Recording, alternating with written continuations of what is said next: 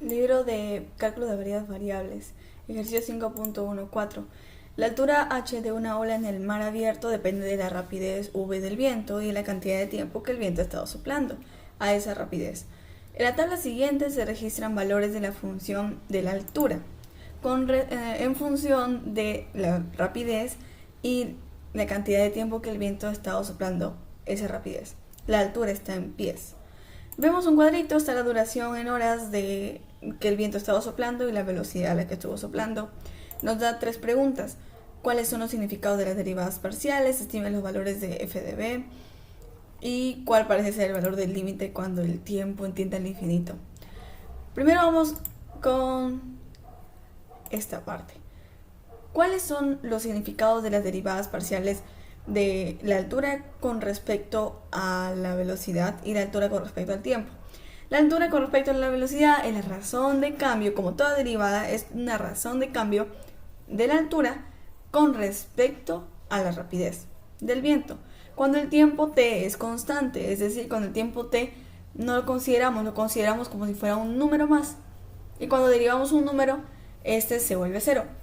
Así que esto es la derivada de la altura con respecto a la rapidez.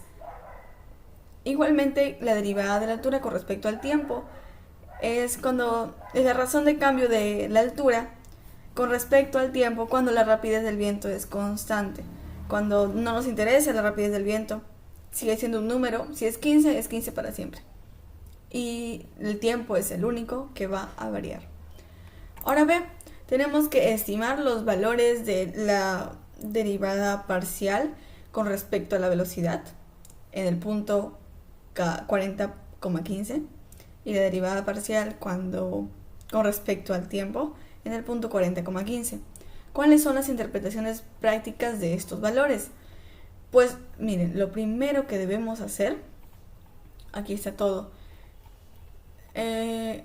lo primero que debemos hacer es para f de b, para la derivada con respecto a la rapidez en el punto 80,15, debemos ver que 80 es la rapidez, 15 es el tiempo.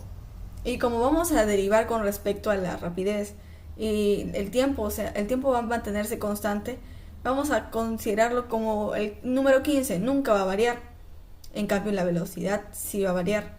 Entonces ponemos la función g de v igual a la función de v, 15. 15 va a estar estático, pero v le podemos dar el valor de 1, 2, 3, 4, etc. En este caso, le vamos a dar el valor de 80 km por hora, porque acá nos dice 80. En este caso le damos 80, pero va a tener 80 con la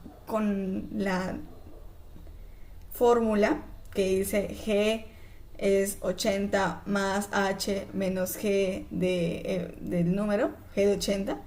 Esa fórmula la vamos a utilizar. Vamos a tomar a h 20 y menos 20. Estos números lo hallamos en la tabla. Por ejemplo, yo voy a ver en la tabla el tiempo 15 horas y la velocidad 80 km por hora. Entonces, 15 horas y la velocidad 80 km por hora. Acá nos dice que es 7.7. Aquí vamos a ver que la variación de 80 con el anterior y con el posterior es de más menos 20. Para 100 le falta 20 y para 60 le restamos 20.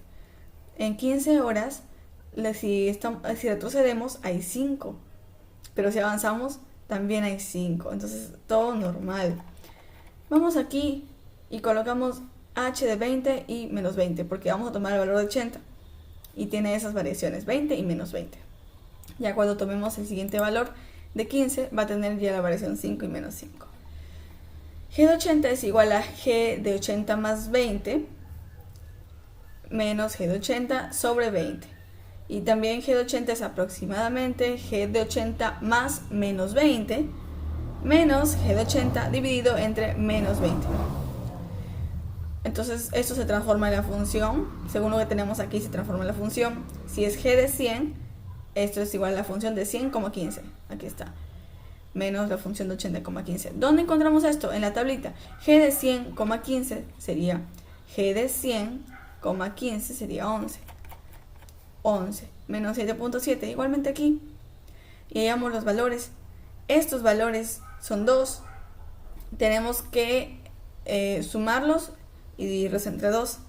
Y cuando los sumamos, obtenemos 0.1525. ¿Esto qué quiere decir? Quiere decir que cuando la rapidez es 80 km por hora y el tiempo es 15 horas, la rapidez aparente se eleva 0.1525 por cada kilómetro por hora. Por cada kilómetro por hora que aumenta la rapidez real. Porque el tiempo, recuerden que no va a aumentar, es constante. Por eso es que la rapidez aparente se eleva esta cantidad por cada kilómetro por hora que aumenta la rapidez real. Lo mismo debemos hacer con 80,15. 80,15, nuevamente definimos g de t es igual a 80,t. ¿Por qué? Porque esa vez el tiempo es el que va a variar, la velocidad lo vamos a mantener constante, entonces la velocidad siempre va a ser 80. El tiempo lo analizaremos cuando t sea 15, h es 5 y menos 5, y hacemos lo mismo que la anterior vez. Ahora solamente reemplazamos y sacamos el promedio. Al aproximar los valores, la derivada de 15 es aproximadamente 0,22. Esto quiere decir que cuando el tiempo es 15 horas y la velocidad constante es 80 km por hora, el tiempo aparente se eleva casi 0.22 por cada hora que aumenta el tiempo real, porque el tiempo es el único que está variando en la derivada con respecto al tiempo. Ahora vamos a la pregunta C. ¿Cuál parece ser el valor del límite siguiente? El límite cuando el tiempo tiende a infinito, es decir, la altura con respecto al tiempo. Cuando la velocidad es constante, cuando la velocidad sigue siendo la misma, es 15 km por hora, se mantiene. Pero el tiempo es infinito. Entonces la razón de cambio de la altura de la ola con respecto al tiempo, cuando la rapidez del viento es constante y el tiempo tiende al infinito, tiende a 0 por los valores hallados anteriormente. Vamos aquí. ¿Qué tanto varía el tiempo cuando la rapidez es constante? Miren aquí en la tabla. El tiempo va variando 5. ¿Y qué tanto varía aquí? Por ejemplo, podemos ver que cuando la velocidad es constante de 30 y el tiempo va variando, primero es 1.2, luego 1.3, luego 1.5, 1.5 otra vez, 1.5, 1.6, 1.6 y seguro sigue 1.6. Entonces, mientras más el tiempo tiende al infinito, la variación va a ser 0.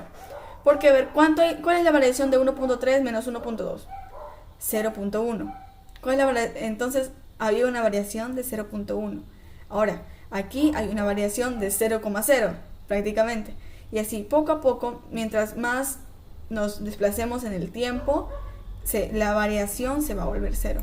Por eso es que el límite de la altura, cuando el tiempo tiende a 0, pero la velocidad, la rapidez se mantiene constante, entonces tiende a 0.